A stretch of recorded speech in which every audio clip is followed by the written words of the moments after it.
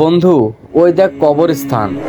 না রে বন্ধু, এখানে কাজ করার পেছনে একটা কারণ আছে। আমি যখন দোকানে কাজ করতে থাকি না, তখন আমি মানুষকে দাফন করতে দেখি। কিরে রাকিব, বন্ধু কি খবর তোর? এই তো বন্ধু, তোর কি খবর? আছি আলহামদুলিল্লাহ, ভালো। বহুদিন পরে তোর সাথে দেখা। আরে বন্ধু, কাজ কামের চাপে কারোর সাথে আর দেখাই করতে পারি না। বিদ্যা, তুই কাঠগুলো একটু রোদে দিয়ে আসেক। তো বন্ধু বল, কি খবর? তোকে এর আগে বলেছিলাম চল আমার সাথে ঢাকা যাই, তোকে ভালো একটা চাকরি নিয়ে দেই। আমি বসের সাথে কথা বলে আসছি তোর বিষয়ে, তুই আমার সাথে চল, তোকে ভালো একটা চাকরি নিয়ে দিব। না রে বন্ধু, আমি এখানেই ভালো আছি। আমি ঢাকাতে চাকরি করব না রে। শোন, এইসব ধুলাবালির মধ্যে কাজ কাম করে কি করবি বল? তার চাইতে শহরে চল, চেহারা চেঞ্জ হবে, স্বাস্থ্য ঠিক থাকবে। আমার সাথে ঢাকা চল, অনেক ভালো চাকরি আছে। না রে বন্ধু, এখানে কাজ করার পেছনে একটা কারণ আছে। এখানে ধুলাবালি যাই থাক, এখানেই ভালো আছি। আমি এই দোকান ছাড়া অন্য কোথাও চাকরি করব না রে।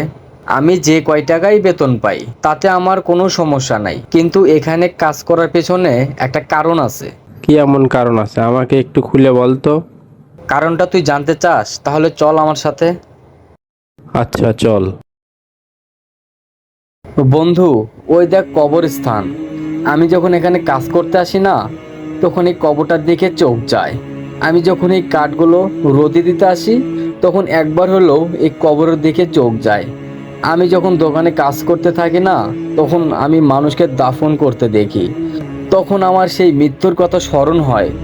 আমার নিজের ভেতর অনুভব হয় যে এই কবরস্থানটাই একদিন আমার বাসস্থান হবে।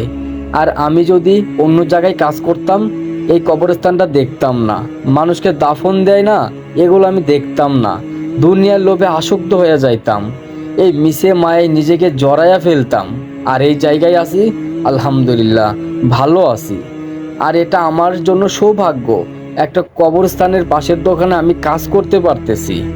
এই কবরস্থানের আশেপাশের বাড়িতে যারা থাকে না, তাদের সবারই সৌভাগ্য। সারা দিনে তারা একবার হলেও মরণের কথা স্মরণ করে। তারা মানুষকে দাফন করা দেখতে পারে। কোটিপতি মানুষকে যে মাটির ঘরে শোয়াইয়া রাখে, এটা দেখে তারা শিক্ষা নিতে পারে।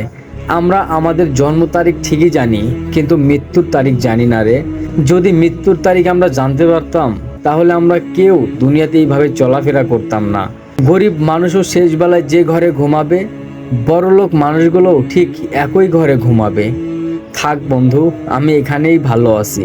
তুই আরো দোয়া করিস, আল্লাহ যেন আমাকে এখানে চিরস্থায়ী কাজ করার সুযোগ করে দেয়। আর এখানে মসজিদটা কাছেই আছে, আজান দিলে সময় মতো নামাজটাও পড়তে পারি। বেতন কম হোক, কষ্ট বেশি হোক, কিন্তু মসজিদ কবরস্থানের আশেপাশে যদি কাজ করার সুযোগ পান, তাহলে ওখানেই কাজ করুন। কারণ আপনি যদি কবরস্থানের পাশে কাজ করেন, তাহলে কবরটা দেখে আপনার মৃত্যুর কথা স্মরণ হবে।